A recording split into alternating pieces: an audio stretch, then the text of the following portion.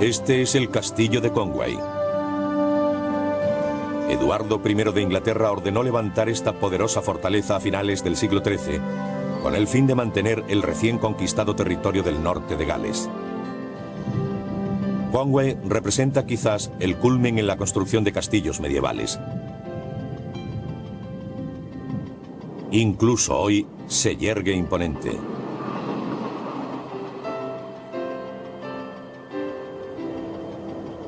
Después de más de 700 años, la complejidad del diseño continúa siendo evidente.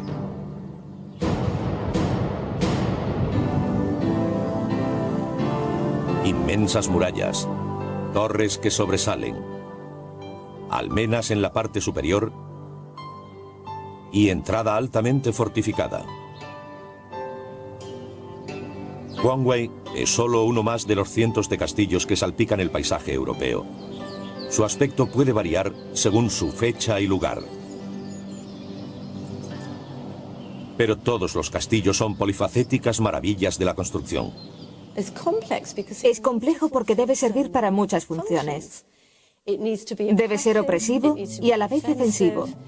Debe servir de hogar y también de palacio. Debe funcionar como almacén y al mismo tiempo como tribunal. Debe usarse para muchos fines, y todos ellos se ven reflejados en la arquitectura. Los castillos fueron una de las construcciones más majestuosas jamás erigidas, resistieron sangrientos asaltos y la prueba del tiempo. Un castillo bien defendido lo aguantaba casi todo, excepto un asedio de larga duración. En tiempos de inestabilidad representaban el orden para unos y la opresión para otros. La importancia del castillo se basaba tanto en la dominación psicológica como en la opresión física sobre la población. Los castillos eran moradas, residencias de reyes o nobles. Eso los diferenciaba de otras fortificaciones. Se construían para proteger el territorio de un rey o un noble. Aquí también residían soldados o civiles armados encargados de guardar el castillo. Eran la base desde la que el señor feudal podía lanzar un ataque y refugio donde guarecerse de sus adversarios. Cuando la gente piensa en un castillo, se imagina fortificaciones como la de Conway. Pero las primeras construcciones conocidas como castillos datan de al menos 300 años antes, en el siglo X, periodo aún más inestable. Cuando corren tiempos de incertidumbre, cuando no hay un gobierno central sólido y los nobles y los bandidos campan a sus anchas, es algo natural querer fortificar tu casa y protegerte a ti mismo. El término castillo proviene del latín castellum, que significa fortaleza. Muchos expertos creen que los primeros castillos se originaron en lo que hoy es Francia.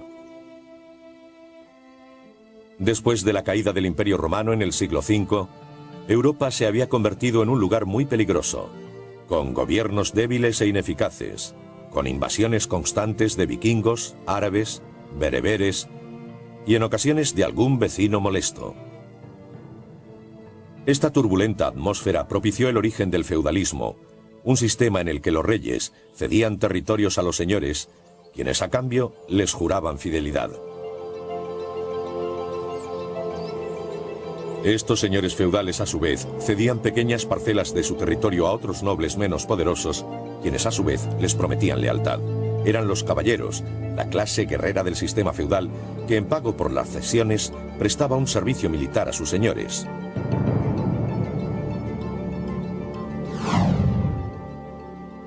La implantación del feudalismo junto a un débil gobierno central, incapaz de proteger adecuadamente a sus ciudadanos, originaron la aparición de los primeros castillos. Una de las construcciones más antiguas y populares eran las motas señoriales. Básicamente, una mota es un montículo con una torre de madera en lo alto. El patio estaba cercado por una alta empalizada. Aquí tenemos una maqueta de mota señorial con su patio basada en las excavaciones de un castillo construido en el siglo XI. Aquí se encuentra el foso defensivo y un terraplén. Sobre el terraplén había un cerco de madera llamado empalizada que estaba almenado. Hay pruebas de que estos castillos de madera se forraban de yeso para que desde lejos parecieran de piedra. Aquí tenemos una mota clásica con un foso separando la residencia señorial del patio. En lo alto había una torre de madera donde se encontraba la residencia del señor.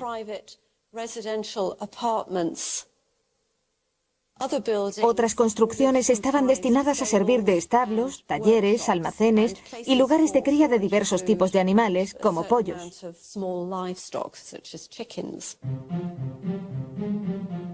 Fáciles de construir, las motas señoriales con sus patios se extendieron por toda Europa.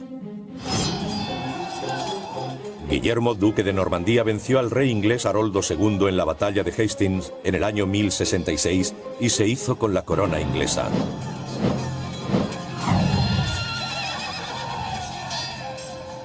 Mandó levantar motas señoriales para ayudarle a controlar la tierra recién conquistada. Construyó el castillo de Lincoln en el año 1068 y, como tantos otros, fue evolucionando con el paso del tiempo. Pero la mota continúa erguida a 13 metros de altura. Eso de ahí es una mota señorial. La original, la Torre de Lucy. Era el último bastión defensivo. Si el castillo era atacado, se refugiaban en la Torre del Homenaje. El torreón, que acabaría llamándose Torre del Homenaje, servía también de residencia para el señor del castillo. Su situación por encima del enemigo tenía diversas ventajas estratégicas, así que los arquitectos proyectaron torres y murallas más altas. A medida que el enemigo desarrollaba nuevas tácticas o armas, la arquitectura de los castillos evolucionó con el fin de contrarrestar las nuevas amenazas. Sin embargo, las fortificaciones de madera pertenecientes al inicio de la época medieval fueron desapareciendo progresivamente debido sobre todo a un enemigo del que era imposible defenderse: el fuego. La evolución de los castillos es muy simple. Alguien la ha bautizado como espiral sangrienta. En otras palabras, si el fuego acaba con los castillos de madera, los construyen de piedra. Si las esquinas son estructuralmente débiles, las redondean. Si el enemigo atraviesa las murallas, las hacen más gruesas. Si las supera, las hacen más altas. Son respuestas defensivas.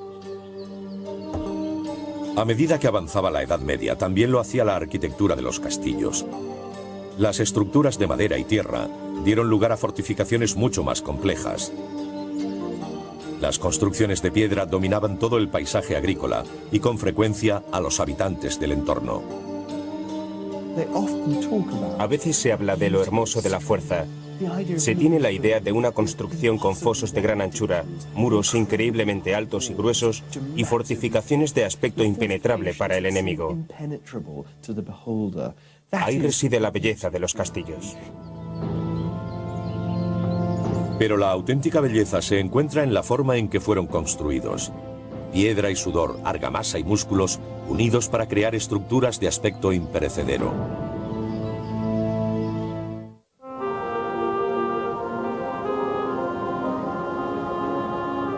Al inicio del periodo medieval, los constructores pasaron de las estructuras de madera a las de piedra. Cuanto más dinero tenían, más elaboradas y gigantescas se erguían las fortificaciones. Varios de los castillos más impresionantes de Gran Bretaña fueron el resultado de la determinación de un hombre. En el año 1283, el rey Eduardo I de Inglaterra conquistó Gwynedd, no Gales, sino Gwynedd. Gales era un territorio dividido en muchos estados diferentes, sin unidad política. Uno de estos estados, situado en el noroeste del país, era Gwynedd, y Eduardo I lo conquistó. Básicamente hizo lo mismo que John Wayne. Avanzó hacia el oeste, donde la naturaleza era hostil, y por eso levantó fortificaciones. Porque eso es este castillo, un fuerte. Tenía una guarnición de soldados en la frontera, con los enemigos fuera. A finales del siglo XIII, el rey Eduardo I ordenó la construcción o remodelación de más de 10 imponentes castillos. Entre ellos se encuentran los de Conway, Chirk y Carnarvon, muestras perdurables de la presencia dominante del rey Eduardo I en el norte de Gales. Para muchos especialistas, los castillos de ese periodo representan el culmen de la construcción medieval de fortificaciones. Diseñados como máquinas, cada detalle arquitectónico estaba pensado para la defensa, tanto como para la intimidación psicológica. Después de 700 años en pie, estos castillos son apabullantes, pero el modo en que se construyeron es aún más impresionante. No hay nada mágico en la forma en que se construyeron. Se levantaron gracias a la fuerza del hombre, con 3.500 trabajadores. El equipo extractor de tierra contaba con 1.500 hombres pala en mano. Eso era todo. Pero eran capaces de sacar grandes cantidades. Gracias al empleo de miles de artesanos y trabajadores, los castillos del rey Eduardo I se levantaron con celeridad. El de Conway se construyó en tan solo 4 años y medio. Como los rascacielos modernos, la construcción de un castillo requería alrededor de 100 profesiones liberales distintas, incluidos carreteros, carpinteros, herreros y albañiles. El gran arquitecto, el caballero Jaime de San Jorge, procedente de Savoy, coordinó el destacado esfuerzo constructivo. Jaime diseñó varios de los castillos de Eduardo I y supervisó su construcción, que se desarrolló simultáneamente en diferentes lugares. Los castillos de Jaime eran grandes, amplios y altos. El de Carnarvon tiene 13 torres, la mayor alzándose a una altura de 38 metros y medio. Construir algo tan complejo requiere una planificación detallada desde el inicio. Los castillos de Jaime incorporaban soportes constructivos tales como mechinales o huecos en el interior de la propia estructura para la colocación de andamios. El principal elemento del castillo, la construcción de sus murallas, se conseguía levantando un muro pequeño hasta esta altura. Luego se introducía una viga de madera, que se apoyaba en otra viga colocada en vertical, que servía de andamio. Así los albañiles podían transportar las piedras y colocarlas sobre la muralla, elevándola cada vez a más altura. Después volvían a colocar otra viga y su apoyo para mantenerla horizontal, crear otro andamio y repetir el proceso. De este modo iban subiendo y subiendo hasta llegar arriba.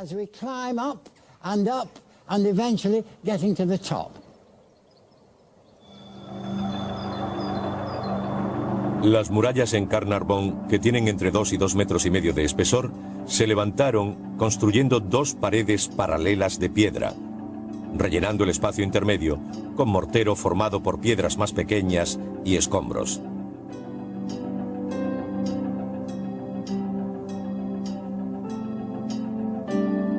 Este relleno ahorraba tiempo y esfuerzo. Para la fachada exterior, los canteros labraron piedras grandes, pero a la vez manejables. Las extraían de una cantera situada en la isla de Anglesey, a 16 kilómetros. Para colocarlas utilizaban grúas y tornos movidos por tracción animal o humana. Usaban la plomada para asegurarse de que la estructura estaba nivelada. Pero se necesitaba algo más que la voluntad de los canteros para mantener las piedras unidas. Los constructores de castillos usaban cal para la argamasa, empleada con ese fin desde los tiempos del Imperio Romano. Para hacer cal hay que calentar la piedra caliza. Esa piedra caliza no se introducía en hornos. A la costa llegaban barcos que traían carbón y este se metía en los hornos. Al calentarse el carbón también lo hacía la piedra caliza y así se producía la cal. Entonces se mezclaba con arena y agua y obtenían la argamasa. Así se cementaba el castillo. En Carnarvon, los canteros usaron piedra caliza clara y resistente para labrar los bloques principales. Alrededor de las ventanas, en las saeteras y las esquinas, donde se necesitaba un trabajo más preciso, los obreros utilizaron un tipo de piedra más blanda, que era más fácil de tallar que la caliza, y de un color más oscuro. Ambos colores tan dispares crearon un diseño muy peculiar, pero el modelo era incidental por la función de las piedras. Los obreros cubrían las murallas del castillo con una pasta hecha a base de arena, agua, cal y a veces crines de caballo. Esto ayudaba a fijar la argamasa que unía las murallas, evitando la formación de llagas por la acción del agua. Después los pintores blanqueaban las fachadas.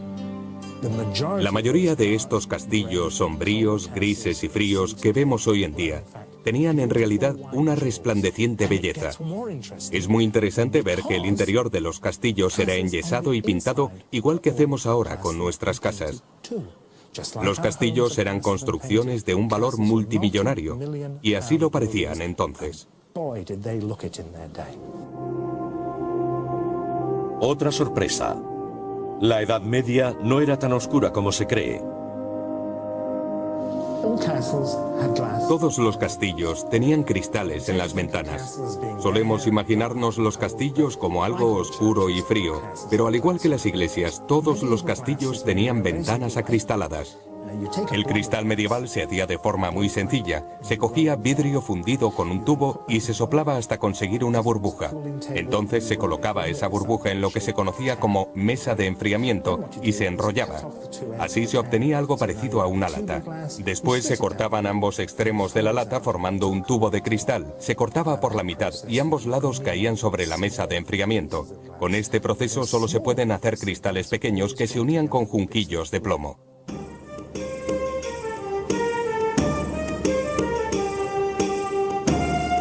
Con la ayuda de un ejército de miles de soldados, Jaime de San Jorge creó un formidable conjunto de castillos, con los que el rey Eduardo I esperaba vencer finalmente a los galeses.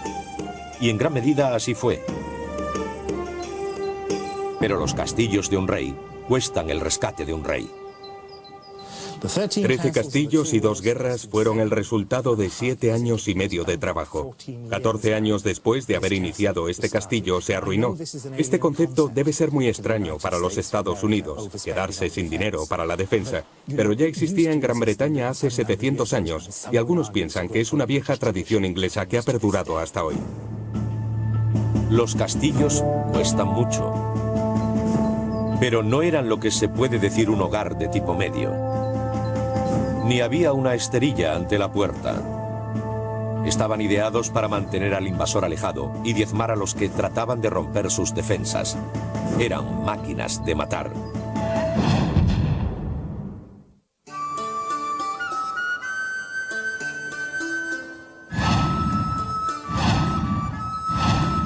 Puede que los castillos tuvieran ventanales acristalados y hermosas fachadas de color. Pero eso no tenía nada que ver con su objetivo principal. La única finalidad del castillo a finales del siglo XII era conseguir reunir a la mayor cantidad posible de efectivos, con el fin de defender algún punto vulnerable. Prácticamente todos los elementos arquitectónicos de un castillo tenían una finalidad defensiva. El almenaje estaba diseñado para la defensa. Así podían ocultarse tras las almenas, que son los prismas macizos que rematan los muros. Y cuando querían lanzar una flecha, lo hacían por el espacio libre que hay en medio. Los castillos estaban diseñados con múltiples capas defensivas. El enemigo tenía que enfrentarse a varias líneas antes de tomar el castillo. Primero hay que encontrar un buen emplazamiento. Antes de iniciar la construcción, los arquitectos buscaban lugares provistos de obstáculos naturales. Un buen precipicio o una sólida península bastaban. Cualquier cosa que dificultara el avance de los asaltantes. En las planicies desprovistas de rocosos desniveles, los fosos eran algo común. Los constructores excavaban un foso alrededor como un obstáculo más para ser superado por el enemigo. El foso circundante, que no contenía agua necesariamente, podía llegar a tener 9 metros o más de ancho. A veces se clavaban afiladas estacas en el fondo. Pero incluso si estaba desprovisto de agua o de estacas, la carga, que implicaba superar el foso hasta llegar a las murallas con flechas cayendo desde arriba, era algo extremadamente difícil. Y desde luego, nunca hubo cocodrilos, hipopótamos ni dragones en los fosos. Detrás se alzaba la muralla principal con sus imponentes torres. Desde aquí los arqueros lanzaban sus flechas al enemigo. Las torres sobresalían de las murallas para facilitar a los arqueros ángulo de tiro sobre la base de la torre vecina. Los castillos eduardianos se construyeron específicamente para sacarle provecho a una de las armas más letales de la época, la ballesta. Era capaz de atravesar armaduras a corta distancia. Un ballestero experimentado era capaz de lanzar 3 o 4 flechas por minuto. Los constructores dispusieron saeteras en las torres y a veces en las murallas para proteger a los arqueros. Eran aspilleras dispuestas en vertical en la muralla, desde donde podían apuntar y disparar. En el interior, el hueco era más amplio, para dar maniobrabilidad a los arqueros. En cada saetera se situaba un arquero, de modo que la defensa funcionaba como una especie de ametralladora, con todos los ángulos cubiertos, en un castillo cuidadosamente diseñado. Era imposible lanzar un ataque sin pagar un alto precio por ello. El espesor de las murallas podía ser enorme, de 5 o más metros en la base. Eran más gruesas abajo y más delgadas en la parte superior.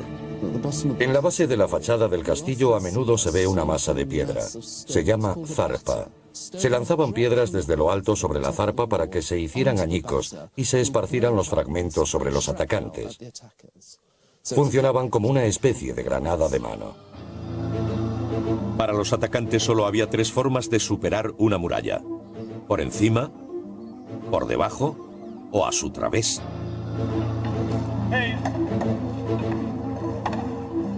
Pero antes de iniciar un ataque directo, una opción era bombardear el castillo con el equivalente medieval de un misil Tomahawk.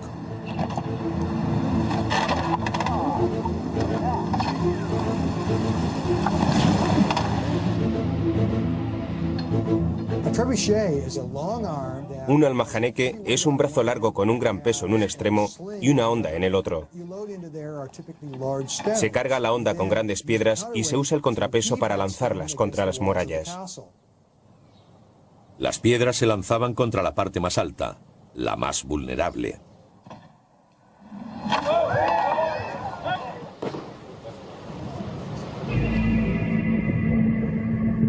Si el castillo no se rendía, el enemigo podía lanzar un ataque directo.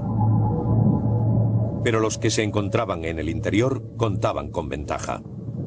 Los mecanismos de defensa más importantes en cualquier castillo eran los que protegían la entrada, porque es el punto más débil de cualquier fortificación, ya que no está hecha de piedra. Si un atacante lograba sobrevivir a la lluvia de flechas y conseguía llegar hasta el foso, le esperaba una calurosa bienvenida en la puerta. Supongamos que lo hemos conseguido, que hemos cruzado el foso. Estamos sobre el puente aquí abajo y tenemos suerte, porque lo normal es que nos hubieran lanzado ya líquido hirviendo. Pero nos caen flechas por ambos lados. Queremos salir de aquí y cometemos nuestro primer gran error, acercándonos a la puerta para alejarnos del peligro. La primera línea defensiva en la misma entrada es el rastrillo.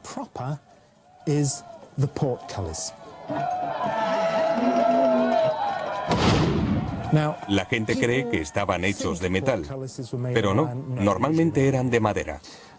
El rastrillo se levantaba y bajaba por una acanaladura. Aquí tenemos una. A través de los rastrillos se podía ver, se podía disparar, pero no se podía pasar. Supongamos que hemos conseguido pasar. Nuestra siguiente línea de defensa es el portón de madera. Este es una réplica bastante fiel al original. Tiene unos 12 centímetros de grosor y para derribarlo se golpeaba con un gran ariete o se le prendía fuego. Observen las saeteras a cada lado. Desde ahí los ballesteros disparaban sus flechas. Si miramos hacia arriba, sobre la cabeza, veremos unos huecos pequeños y cuadrados, llamados agujeros de la muerte, desde los que se dejaban caer piedras de gran tamaño. Entonces cometes el que probablemente sea tu último error. Continúas hacia adelante. No quieres volver a la entrada y sigues adelante hacia el corazón del castillo. Pero al llegar, observen lo que ocurre. Miren esas saeteras arriba. Entonces comenzaban a lanzar flechas desde ahí. Los arqueros que defendían el exterior del castillo se giraban y el enemigo acababa rodeado. No había escapatoria. ¿Quieres quedarte y morir? ¿Prefieres volver a la entrada y morir? ¿O es mejor atravesar el portón y morir igualmente? Un castillo es una trampa. Pese a las características defensivas tan elaboradas, si un sitiador contaba con los suficientes hombres, provisiones y tiempo, y estaba dispuesto a pagar el precio del sacrificio, el castillo acababa cayendo. Las esquinas son estructuralmente débiles y por tanto los lugares más idóneos para atacar. Se excavaba un túnel por debajo de ellas, se llenaba de ramas y se tapaba con troncos. Se prendía fuego, la madera ardía, las esquinas caían sobre el túnel y las murallas se derrumbaban. Fin del castillo.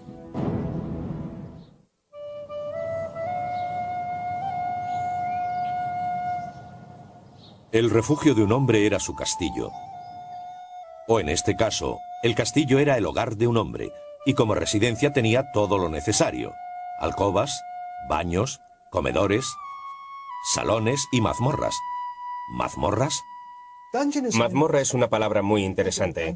Cuando pensamos en una de ellas, nos imaginamos un agujero oscuro con gente con grilletes, pero el origen de la palabra está en el vocablo del árabe clásico madmura, cuyo significado es silo. No está claro cómo ha adoptado este otro significado. Todo noble tenía que encerrar a alguien llegado el momento. Puede que no siempre tuviera las mazmorras llenas, pero siempre había alguien que les disgustaba. Esto es lo que se conoce popularmente como una oubliette o prisión de botella. Hay dos posibilidades. O bien se utilizaba como almacén, aunque el acceso era algo inusual para tener que estar sacando y metiendo cosas, o bien se utilizaba como una prisión muy desagradable donde encerrar a gente. Tiene una forma abovedada, es decir, la pared se levanta más o menos recta hasta que comienza a cerrarse en forma de cuello de botella.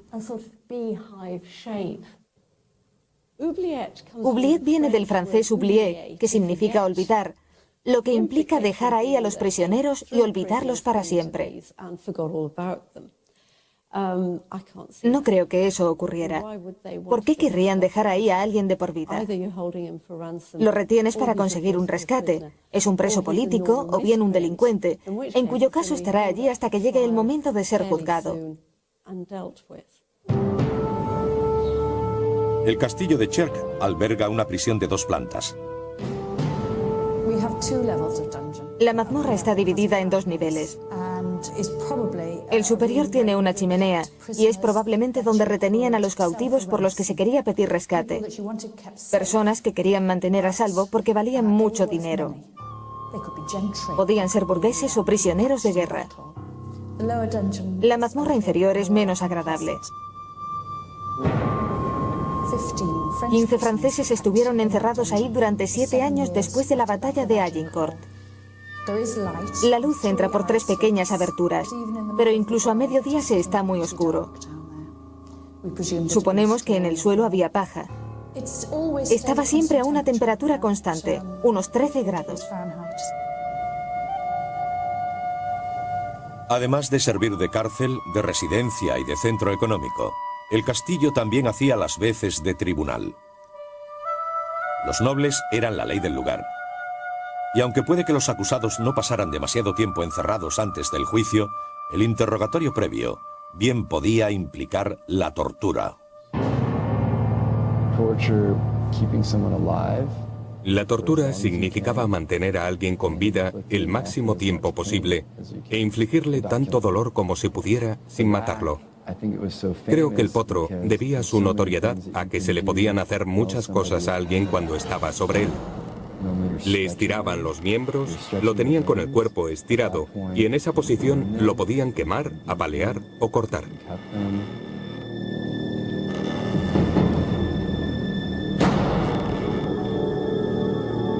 Se usó todo tipo de horribles instrumentos de tortura, especialmente durante los tiempos de la Inquisición española. Aparatos que aplastaban, estiraban, pinchaban, desgarraban.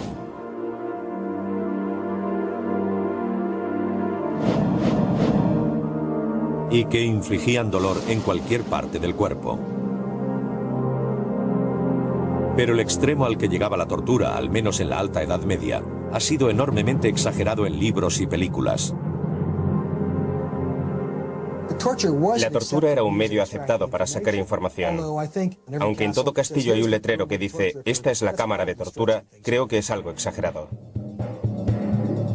En realidad, solo algunos castillos tenían cámaras de tortura. A la mayoría de delincuentes se les imponía una multa y se les liberaba. De lo contrario, eran ejecutados. Las mazmorras eran con diferencia la peor habitación de invitados del castillo, pero el resto de la residencia era realmente agradable. Como cualquier vivienda actual, la casa perfecta empieza con un buen diseño.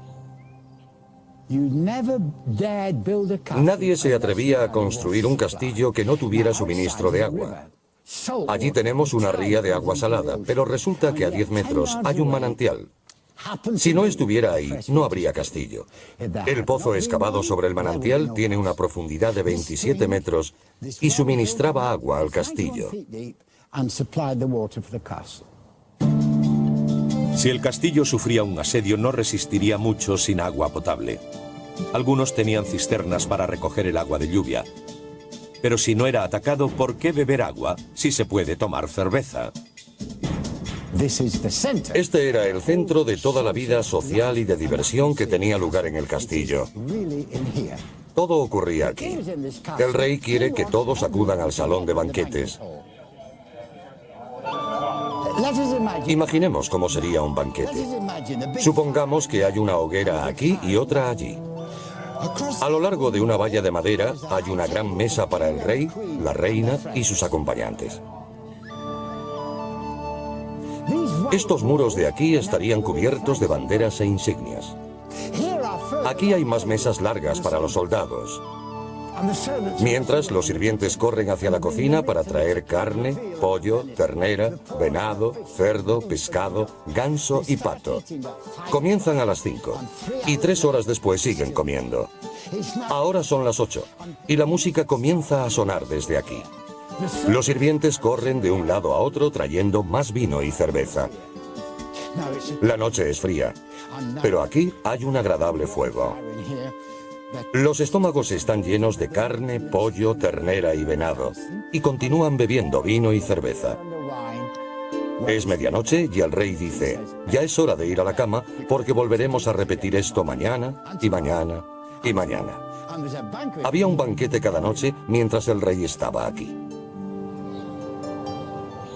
Después de una noche de banquete y diversión, el rey se retiraba a sus aposentos. Aquí estamos en uno de los salones del castillo. Nadie vive en el sótano. La vida transcurre en 3 plantas. Lo primero que llama la atención es la chimenea. Fíjense en su enorme tamaño. Por supuesto, se necesita algo tan grande para calentar una sala así. La superficie es tan grande como cualquier apartamento de hoy. Es enorme. Las paredes estaban enyesadas y pintadas. Si miramos aquí, encontramos un bonito ventanal. La vista que se ofrece desde aquí es impresionante, con el mar y la tierra en la distancia. Uno se recostaba sobre las hermosas paredes y admiraba esta preciosa vista junto al gran fuego que ardía en el hogar. Después de consumir tanta cerveza y comida, incuestionablemente la naturaleza solicitaba su evacuación. Afortunadamente, cada planta tenía al menos una letrina. Hay un ejército de personas con el estómago lleno, de modo que tiene que haber lavabos, baños y aseos. Si echamos un vistazo, veremos que ahora hay una placa de metal, pero en su origen había un asiento de madera con un agujero. Debajo de la placa de metal encontramos un pozo de ventilación como el de las chimeneas, solo que en las chimeneas el humo sube, y aquí, si no había ningún problema, todo bajaba hasta el río que fluye al pie de las murallas.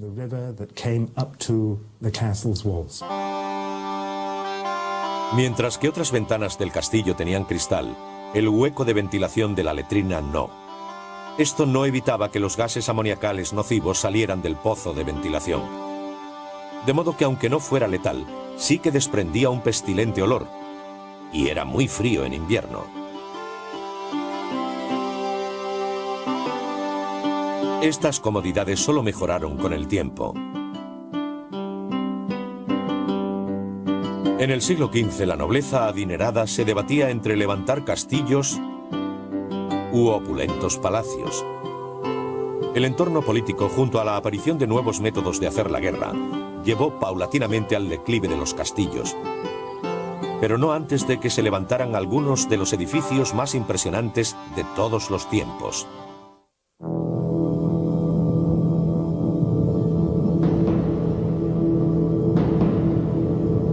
Los castillos representaban la perfecta fusión de estética y funcionalidad. Construidos magistralmente, a la vez intimidatorios y hermosos. Con el paso del tiempo, la sencilla elegancia del estilo de los castillos eduardianos fue sustituida por diseños más ornamentados. En países como España, la arquitectura de los castillos alcanzó el nivel de arte. Estas hermosas fortificaciones españolas se encuentran entre los últimos castillos que se construyeron. Son producto de una lucha que duró 700 años entre cristianos y musulmanes por el control de la península ibérica. En el año 711, los musulmanes del norte de África invadieron y conquistaron parcialmente lo que hoy se conoce como España. Los cristianos huyeron al norte, pero durante los 7 siglos siguientes lucharon por la reconquista.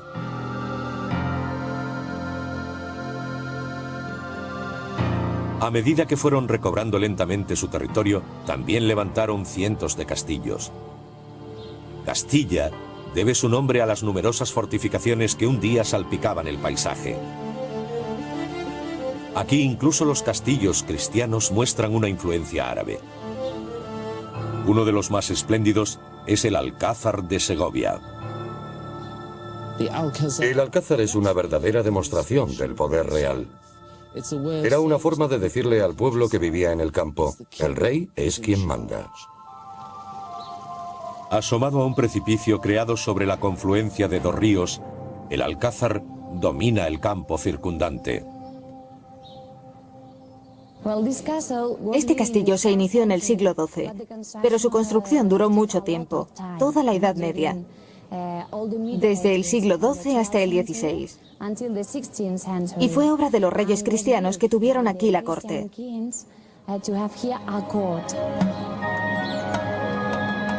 El castillo sufrió muchos cambios y ampliaciones a lo largo de los siglos.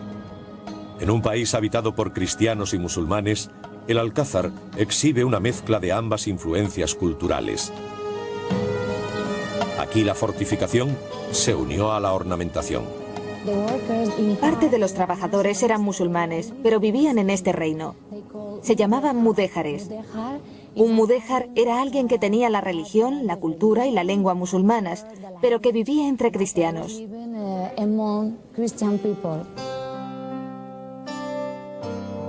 La influencia musulmana también se puede ver en su interior. Cada centímetro está laboriosamente decorado. Una de sus obras maestras se puede ver en el artesonado. Se necesitó cerca de 1 año para restaurar este.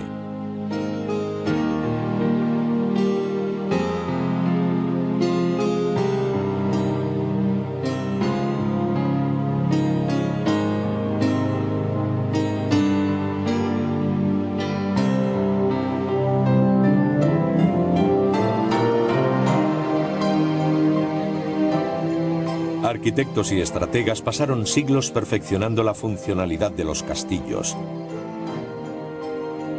hasta que un invento acabó con todo su trabajo. ¿Por qué se dejaron de construir castillos? Por dos razones. La primera, porque se inventó la pólvora y los cañones podían derribar las murallas. Les llevó su tiempo perfeccionarlo, pero al final un castillo con altas murallas ya no era defendible. La segunda razón se encuentra en que el mundo cambió. Los gobiernos centrales se hicieron más fuertes, los reyes se volvieron reyes auténticos, ya no dependían de los señores feudales, por eso no querían que tuvieran castillos. En el siglo XV, en gran parte de Europa los nobles comenzaron a construir lujosas residencias en lugar de castillos. Paulatinamente muchas de estas fortificaciones cayeron en desuso. Algunas fueron derribadas a propósito por cautelosos reyes. Algunos castillos eduardianos fueron parcialmente desmantelados después de la Guerra Civil Inglesa a mitad del siglo XVII. Otros desaparecieron lentamente a manos de aldeanos necesitados de materiales de construcción. En el siglo XIX hubo una especie de resurgir de los castillos, no en el sentido tradicional defensivo, sino en el arquitectónico. Fue un intento por levantar edificios que tuvieran el aspecto de los castillos antiguos en pos del romanticismo que rezumaba la Edad Media. Mucha gente del siglo XIX quería revivir ese periodo. Aunque puede que ya no se construyan más castillos, nuestra fascinación por ellos no ha desaparecido. La idea de que algo es hermoso porque está fortificado es como la de que un coche es bonito porque es muy veloz. El sentido teatral presente en la arquitectura de los castillos es un elemento muy importante en ellos. Significa que son peligrosos, majestuosos y poderosos al mismo tiempo.